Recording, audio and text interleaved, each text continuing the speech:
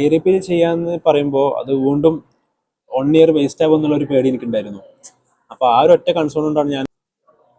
Welcome back അവർ YouTube channel. അപ്പം ഇന്ന് എൻ്റെ കൂടെ ഉള്ളത് ഷാദാനാണ്. അപ്പം ഇന്ന് ഞങ്ങളിവിടെ ഡിസ്കസ് ചെയ്യാൻ വേണ്ടിയിട്ട് പോകുന്നത് ഞങ്ങളൊരു മെഡിക്കൽ ജേർണി, അതായത് ഞങ്ങൾ +2 കഴിഞ്ഞ് അതിന് ശേഷം ഇപ്പോൾ ഞങ്ങൾ 4th ഇയർ MBBS പഠിച്ചുകൊണ്ടിരിക്കുകയാണ്.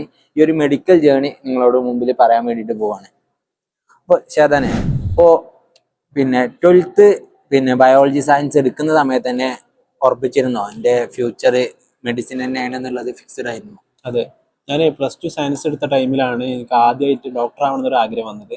അപ്പോൾ +2 എക്സാം കഴിഞ്ഞു, ബോർഡ് എക്സാം കഴിഞ്ഞു, മാർക്കും കാര്യങ്ങളൊക്കെ വന്നപ്പോൾ അത്യാവശ്യം കുഴപ്പമില്ലാത്ത മാർക്കും കാര്യങ്ങളൊക്കെ ഉണ്ടായിരുന്നു. അപ്പോൾ ഞാൻ എന്ത് ചെയ്തു, ഒന്ന് നീറ്റ് ട്രൈ ചെയ്താലോ എന്നുള്ളൊരു ആഗ്രഹം വന്നു. അങ്ങനെയാണ് ഞാൻ ക്രാഷ് കോഴ്സിന് ചേരുന്നത്.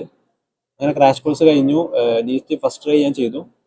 ആ ഫസ്റ്റ് ട്രൈ ചെയ്ത ടൈമിൽ എനിക്കൊരു ചെറിയ രീതിയിൽ കോൺഫിഡൻസ് വന്നു. കാരണം ഒരു 1 ഇയർ കൂടി ഞാൻ ഇതിൽ ഇൻവെസ്റ്റ് ചെയ്യാന്നുണ്ടെങ്കിൽ എന്തെങ്കിലും കാര്യമായിട്ട് റിസൾട്ട് ഉണ്ടാക്കാം എന്നുള്ളൊരു കോൺഫിഡൻസ് ആ ടൈമിൽ ഉണ്ടായിരുന്നു. അത് 1 ഇയർ ഇതിനായി വേണ്ടിയിട്ട് തന്നെ റിപ്പീറ്റ് ചെയ്തു അല്ലേ? അതെ, അങ്ങനെ 1 ഇയർ റിപ്പീറ്റ് ചെയ്തു.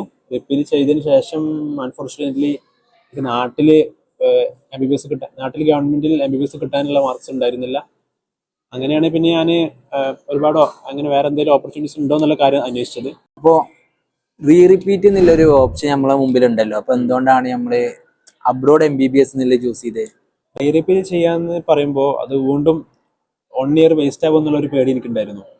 അപ്പോൾ ആ ഒരു ഒറ്റ കൺസേൺ കൊണ്ടാണ് ഞാൻ പിന്നെ അബ്രോഡ് MBBS എന്നുള്ളൊരു അങ്ങനെ ഒരു ഓപ്ഷൻ്റെ അവിടെ ഉണ്ടല്ലോ, അതുകൊണ്ട് പിന്നെ അങ്ങനെ ചൂസ് ചെയ്ത് അബ്രോഡ് എടുത്തത് ഞാൻ. അപ്പോൾ അബ്രോഡ് ചൂസ് ചെയ്യുന്ന സമയത്ത് തന്നെ ഇപ്പോൾ നമ്മൾ ഒരുപാട് രാജ്യങ്ങൾ കേൾക്കും, അതായത് ഇപ്പോൾ റഷ്യ, ജോർജിയ, അതുപോലെ തന്നെ ഈജിപ്ത്, മൊൾഡോവ തുടങ്ങിയിട്ടുള്ള ഒരുപാട് രാജ്യങ്ങളെ കുറിച്ചാണ് കേൾക്കുക. അപ്പൊ എന്തുകൊണ്ടാണ് ഇതൊന്നും ചൂസ് ചെയ്യാതെ ഉസ്ബെക്ക് ചൂസ് ചെയ്യാനുള്ള റീസൺ എന്തെന്ന്?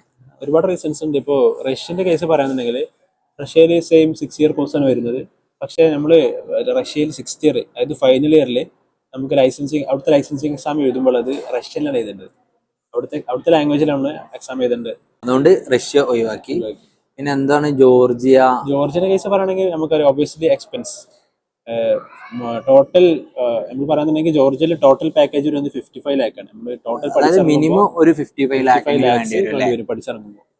അപ്പോൾ എന്തുകൊണ്ടാണ് ഈജിപ്ത്, മൊൾഡോവ ഒക്കെ? ഈജിപ്ത് പിന്നെ വരുന്നത് 6-7 ഇയേഴ്സ് ടോട്ടൽ പോസ്റ്റ് ഡ്യൂറേഷൻ വരുന്നുണ്ട്.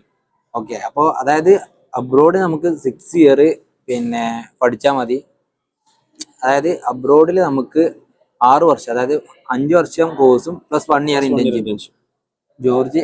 ഈജിപ്ത്, മൊൾഡോവ ഒക്കെ ആകുന്ന സമയത്ത് നമുക്കത് 7 വർഷം ആകുന്നുണ്ട്. അതെ, അതാണ് മെയിൻ കൺസേൺ വരുന്നത്. അപ്പൊ എന്തുകൊണ്ടാണ് ഇപ്പോ ഉസ്ബെക്കിസ്ഥാൻ ചൂസ് ചെയ്യാനുള്ള റീസൺ എന്താണ്? ഉസ്ബെക്കിസ്ഥാന് ഇപ്പോൾ ഒബ്വിയസ്ലി നമ്മൾ ഈ ഒരുപാട് കൺട്രീസ് കമ്പയർ ചെയ്യുമ്പോൾ ഏറ്റവും ചീപ്പായിട്ടും അതുപോലെ തന്നെ ഏറ്റവും ഹൈ ക്വാളിറ്റി ഓഫ് എഡ്യൂക്കേഷൻ തരുന്ന ഒരേ ഒരു കൺട്രി എന്ന് പറയുന്നത് ഉസ്ബെക്കിസ്ഥാനാണ് അല്ലേ? ഇപ്പോൾ ഉസ്ബെക്കിസ്ഥാൻ എന്ന് പറയുമ്പോൾ ഒരുപാട് യൂണിവേഴ്സിറ്റീസ് ഉണ്ട്. തഷ്കെന്റ്, സമർക്കണ്ട്, ബുഖാറ, അതുപോലെ തന്നെ ആന്റിജനി. ഈ യൂണിവേഴ്സിറ്റീസ് ഒക്കെ നമുക്ക് ഓപ്ഷൻ ആയിട്ടുണ്ടല്ലോ. എന്തുകൊണ്ടാണ് തഷ്കെന്റ് തന്നെ ലോക്ക് ചെയ്ത് വെക്കാനുള്ള കാരണം എന്താണ്? അപ്പോൾ മെയിനായിട്ട് പറയുന്നുണ്ടെങ്കിൽ നമ്മൾ പേഷ്യൻ്റ് എക്സ്പോഷർ, അതാണ് നമ്മൾ മെയിനായിട്ട് വേണ്ടത്. അപ്പോൾ തഷ്കണ്ടിൽ പറയുന്നുണ്ടെങ്കിൽ 33 മില്യൺ പോപ്പുലേഷൻ ഉണ്ട്. സമർക്കണ്ട് ആകുമ്പോൾ 12 മില്യൺ, ബുഹാർ ആകുമ്പോൾ 3 മില്യൺ. അപ്പോൾ ഒബ്വിയസ്ലി തഷ്കണ്ടിലാണ് ഏറ്റവും കൂടുതൽ പേഷ്യൻസ് ഉള്ളത്. ക്ലിനിക്കൽ എക്സ്പോഷർ കൂടുതലായിട്ട് തഷ്കണ്ടിലായിരിക്കും. അപ്പോൾ അതൊരു നല്ലൊരു ഫാക്ടറാണ്. നമ്മൾ ഒരു യൂണിവേഴ്സിറ്റി അബ്രോഡ് ചൂസ് ചെയ്യുമ്പോൾ നമ്മൾ മെയിനായിട്ട് നോക്കേണ്ട ഒരു മെയിൻ കൺസേൺ ആണ് ഈ ക്ലിനിക്കൽ എക്സ്പോഷർ.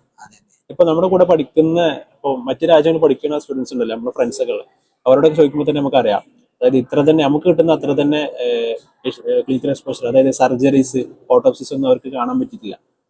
അതെ, ഉസ്ബെക്കിസ്ഥാനിൽ കിട്ടുന്ന അത്ര ക്ലിനിക്കൽ എക്സ്പോഷർ കമ്പാരിറ്റീവ്ലി മറ്റു രാജ്യങ്ങളിൽ കിട്ടുന്നില്ല. അത് വലിയൊരു റീസൺ തന്നെയാണ്. അതെ. ഇപ്പോൾ ഉസ്ബെക്കിസ്ഥാനിലാണ് ഇപ്പൊ നമ്മൾ പഠിക്കുന്നതെന്ന് അറിയുമ്പോൾ ഒരുപാട് സ്റ്റുഡൻസ് നമ്മളോട് ചോദിക്കും, ഇപ്പോൾ ഉസ്ബെക്കിസ്ഥാനിൽ വന്നോട്ടെ. അങ്ങനെയുള്ള സ്റ്റുഡൻസിനെ നമ്മൾ ഉസ്ബെക്കിസ്ഥാൻ സജസ്റ്റ് ചെയ്ത് കൊടുക്കും? തീർച്ചയായിട്ടും. കാരണം ഒരു ഇന്ത്യൻ സ്റ്റുഡന്റിന് എപ്പോഴും അഫോർഡബിൾ ആയിട്ടും അതുപോലെ തന്നെ ഹൈ ക്വാളിറ്റി ഓഫ് എഡ്യൂക്കേഷൻ ഉള്ള ഒരു നല്ലൊരു ഓപ്ഷനാണ് ഉസ്ബെക്കിസ്ഥാൻ അല്ലേ? അപ്പൊ എന്തായാലും നമ്മള് സജസ്റ്റ് ചെയ്ത് കൊടുക്കും അല്ലേ? തീർച്ചയായിട്ടും. ഉസ്ബെക്കിസ്ഥാനിൽ ഇപ്പൊ അഡ്മിഷൻ എടുക്കുന്ന സമയത്ത് ഇവിടെ ഇന്റർവ്യൂസ് ഉണ്ട്. ആ ഇന്റർവ്യൂസ് ഭയങ്കര നല്ല രീതിയിൽ ടഫ് ആകുന്നുണ്ട് എന്നൊക്കെ പറയുന്നത്. അപ്പൊ എന്താണ് അതിനെ പറ്റിയിട്ട് പറയാനുള്ളത്? ഉസ്ബെക്കിസ്ഥാൻ നമ്മുടെ TMAയിലുള്ള ഇന്റർവ്യൂവിന്റെ കാര്യം പറയുന്നുണ്ടെങ്കിൽ മെയിൻലി ഒരു 12th സ്റ്റാൻഡേർഡ് പാസ്സായ സ്റ്റുഡന്റിന് അറ്റൻഡ് ചെയ്യുന്ന ഒരു ഇന്റർവ്യൂ ആണ്. ഹയർ സെക്കൻഡറി എഡ്യൂക്കേഷനുള്ള ബേസിക് നോളജ് ഉള്ള സ്റ്റുഡന്റിന് എന്താ പറ്റും, പാസ് ചെയ്യാൻ പറ്റും, ഇന്റർവ്യൂ പാസ്സാകാൻ വേണ്ടിയിട്ട് പറ്റും. ഇപ്പോൾ ഈ ഇന്റർവ്യൂ പാസ്സാകാൻ വേണ്ടിയിട്ടുള്ള മെറ്റീരിയൽസ് എന്തെങ്കിലും നമ്മുടെ കയ്യിലുണ്ടോ? തീർച്ചയായിട്ടും നമുക്ക് അങ്ങനെ താല്പര്യമുള്ള സ്റ്റുഡൻസ് ഉണ്ടെന്നുണ്ടെങ്കിൽ നമ്മൾ കോൺടാക്ട് ചെയ്യാം. അപ്പോൾ കോൺടാക്ട് ചെയ്യണമെങ്കിൽ നമുക്ക് അതിന്റെ സ്റ്റഡി മെറ്റീരിയൽസ് ഒക്കെ അവർക്ക് പ്രൊവൈഡ് ചെയ്യാൻ കഴിയും. അപ്പൊ അവർക്ക് സിമ്പിൾ ആയിട്ട് പാസ്സാകാൻ വേണ്ടിയിട്ട് പറ്റില്ലേ ഇന്റർവ്യൂസ് ഒക്കെ? ഓക്കെ. ഏത് ഇയർ ആണ് ഇപ്പൊ നിങ്ങൾ പഠിക്കുന്നത്? ഞാൻ പഠിക്കുന്നത് 4th ഇയർ ആണ്. ഓക്കെ. അപ്പോൾ ക്ലാസ്സസ് കാര്യങ്ങളൊക്കെ എങ്ങനെയാണ് നിങ്ങൾക്ക് വരുന്നത്? ഇവിടെ നമുക്ക് ക്ലാസ്സസ് എന്ന് പറയുമ്പോൾ 2 രീതിയിലാണ്. അപ്പോൾ ആദ്യം ഒരു സെഷന്റെ ആദ്യം ഒരു ലെക്ചർ ഉണ്ടായിരിക്കും, ലെക്ചർ സെഷൻ ഉണ്ടായിരിക്കും. അപ്പോൾ ലെക്ചറിലാണ് നമ്മൾ മെയിനായിട്ട് നമ്മളെ ടീച്ചർ ആ ടോപ്പിക്ക് പഠിപ്പിക്കുക.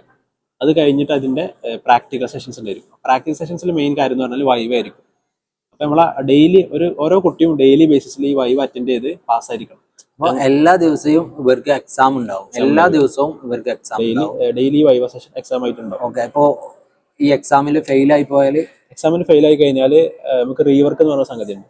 അതായത് പിന്നെ ഒരു കുട്ടി എക്സാമിൽ ഫെയിലായി, അപ്പോൾ ആ കുട്ടിക്ക് റീവർക്ക് വരും. ആ കുട്ടി എന്ത് ചെയ്യണം? വിത്തിൻ 1 വീക്ക് ആ റീവർക്ക് കംപ്ലീറ്റ് ചെയ്തിരിക്കണം. എന്നാൽ മാത്രമേ കുട്ടിക്ക് ആ കുട്ടീനെ അക്കാദമിക്സിന് മെയിൻറ്റെയിൻ ചെയ്ത് മുന്നോട്ട് പോകാൻ പറ്റുള്ളൂ. അപ്പോൾ ഇവിടുത്തെ എക്സാംസ് കാര്യങ്ങളൊക്കെ എങ്ങനെയാണ് വരുന്നത്? എക്സാംസ് വരുന്നത് മെയിനായിട്ട് വരുന്നത് CBT ആണ്. അതായത് കമ്പ്യൂട്ടർ എക്സാം. ഒരു 25 MCQs ഉണ്ടായിരിക്കും. ഒരു 60% മാർക്സ് ആണ് അവർ പാസിംഗ് ക്രൈറ്റീരിയ ആയിട്ട് പറയുന്നത്. ഓക്കെ. ഇത് എക്സാം എങ്ങനെയാണ്? നല്ല രീതിയിൽ ടഫ് ആണോ അതോ സിമ്പിൾ ആയിട്ട്? ഒരു സ്റ്റുഡന്റ് ഒരു സെമസ്റ്ററിൽ പഠിക്കുന്ന കംപ്ലീറ്റ് സിലബസ് ഉണ്ടല്ലോ, അതിന് ബേസ് ചെയ്തുള്ള ക്വസ്റ്റ്യൻസ് ആണ് ഈ CBT വരുന്നത്. ഓക്കെ. ഇപ്പോൾ അബ്രോഡ്, ഇപ്പൊ നാട്ടിലുള്ള സിലബസും അബ്രോഡിൽ വരുമ്പോൾ, അതായത് രണ്ടിടത്തും പഠിപ്പിക്കുന്നത് MBBS തന്നെയാണ്. പക്ഷെ ഇതിൽ രണ്ടിലും എന്തെങ്കിലും ഡിഫറൻസ് ഉണ്ടോ? നാട്ടിൽ പഠിപ്പിക്കുന്ന MBBSഉം അബ്രോഡിൽ നമ്മൾ വന്നിട്ട് പഠിക്കുന്ന MBBS തമ്മിൽ എന്തെങ്കിലും ഡിഫറൻസ്? ഒരിക്കലും ഇല്ല. കാരണം ഇപ്പൊ നമ്മൾ അബ്രോഡ് പഠിക്കാന്നുണ്ടെങ്കിലും നമുക്കിവിടെ ഉസ്ബെക്കിൽ നമ്മുടെ ടീച്ചേഴ്സ് തരുന്ന ബുക്സ് എന്ന് പറയുന്നത് നാട്ടിൽ പഠിക്കുന്ന സെയിം ബുക്സ് ആണ്, ഇന്ത്യൻ ബുക്സ് ആണ് അവർ നമുക്ക് പ്രിഫർ ചെയ്യുന്നത്. അവർ പറയും നമ്മൾ ഇത് പഠിക്കുക, നമ്മൾ ക്വസ്റ്റ്യൻ ചോദിക്കാവുന്ന രീതിയിലാണ് പറയുന്നത്. അപ്പോൾ തീർച്ചയായിട്ടും നമുക്ക് എന്ത് ചെയ്യാം? നാട്ടിൽ പഠിക്കുന്ന സെയിം സെയിം സിലബസ് നമുക്ക് ഫോളോ ചെയ്ത് പഠിക്കാം. നിങ്ങളുടെ ഡ്രീം എന്താണ്? ഇപ്പോൾ ആഫ്റ്റർ MBBSന് ശേഷം നിങ്ങൾ ഏത് രീതിയിലും മുന്നോട്ട് പോകണം എന്നാണ് ആഗ്രഹിക്കുന്നത്? ഇൻഷാ അല്ലാഹ് ഞാൻ PG ഹയർ ആയിട്ടൊരു PG കൂടി എടുത്തിട്ട് വർക്ക് ചെയ്യാന്നുള്ള ആഗ്രഹമാണ്. അപ്പോൾ PG തന്നെ എനിക്ക് താല്പര്യമുള്ളത് ജനറൽ മെഡിസിൻ അല്ലെങ്കിൽ റേഡിയോളജി പോലത്തെ സ്പെഷ്യാലിറ്റീസ് ആണ്. ഓക്കെ. അപ്പോൾ ഉസ്ബെക്കിസ്ഥാനിൽ എങ്ങനെയാണ് വെക്കേഷൻസ് കാര്യങ്ങളൊക്കെ വരുന്നത്? ഉസ്ബെക്കിസ്ഥാനിൽ നമുക്ക് വെക്കേഷൻ വരുന്നത് ഒരു ജൂൺ ടു ഓഗസ്റ്റ് ടൈമാണ്. കാരണം സമ്മർ ടൈമാണ് ഇവിടെ ആ ടൈം. അപ്പോൾ എന്താ പറയുക, ആ ടൈമിലാണ് ഇവിടെ വെക്കേഷൻ വരുന്നത്. ഒരു 2 months 2.5 months. ഈ ഒരു വെക്കേഷൻ തന്നെയാണോ വേറെ വെക്കേഷൻസ് ഉണ്ടാവും? പിന്നെ നമുക്ക് വിന്ററിൽ വെക്കേഷൻ വരുന്നുണ്ട്. വിന്ററിൽ ഒരു 2 weeks മാൻഡേറ്ററി ആയിട്ട് ഇവിടെ വെക്കേഷൻ ആണ്, വെക്കേഷൻസും കാര്യങ്ങളും അല്ലേ? അപ്പോൾ ഇത്ര കാര്യങ്ങളൊക്കെയാണ് ഞങ്ങൾക്ക് MBBSനെ കുറിച്ച് പറയാനുള്ളത്. അപ്പോൾ ഇനി കൂടുതൽ എന്തെങ്കിലും ഡൗട്ട്സ് കാര്യങ്ങളൊക്കെ ഉണ്ടെന്നുണ്ടെങ്കിൽ താഴെ കാണുന്ന ഈ നമ്പറിൽ മെസ്സേജ് ആക്കാം, അല്ലെങ്കിൽ നിങ്ങൾക്ക് കമന്റ് ബോക്സിലൂടെയും കാര്യങ്ങളൊക്കെ ചോദിക്കാം അല്ലേ? അപ്പോൾ കൂടുതൽ വീഡിയോസ് ആയിട്ട് ഇൻഫോർമേറ്റീവ് ആയിട്ടുള്ള നല്ല വീഡിയോസ് ആയിട്ട് ഞങ്ങൾ വീണ്ടും വരും. Okay, thank you.